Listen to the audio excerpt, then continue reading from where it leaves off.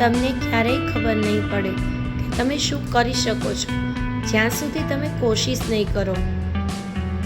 સપના એટલો સમય પણ ના જુઓ કે તમે સપના જ જોતા રહો અને બાજી કોઈ બીજું મારી જાય. એ બધી વસ્તુઓથી આજે જ સંબંધ તોડી દો જે તમારા સફળ થવાના માર્ગમાં બાધા બની રહી હોય. જે માણસ સાચો હોય છે તે લોકોના હૃદયમાં રહે છે, પણ જે માણસ દયાળુ હોય છે ને તે ઈશ્વરના હૃદયમાં રહેતો હોય છે. માણસ પણ ગજબનો છે. પારકા સફળ થાય તો પ્રેરણા લે છે અને જો પોતાના સફળ થાય ને તો ત્યારે એની ઈર્ષા કરે છે. ઢગલો પુસ્તકો વાંચીને 2 લીટી પણ નથી લખી શકાતી, પણ એક કડવો અનુભવ તમને આખું પુસ્તક લખાવી શકતો હોય છે.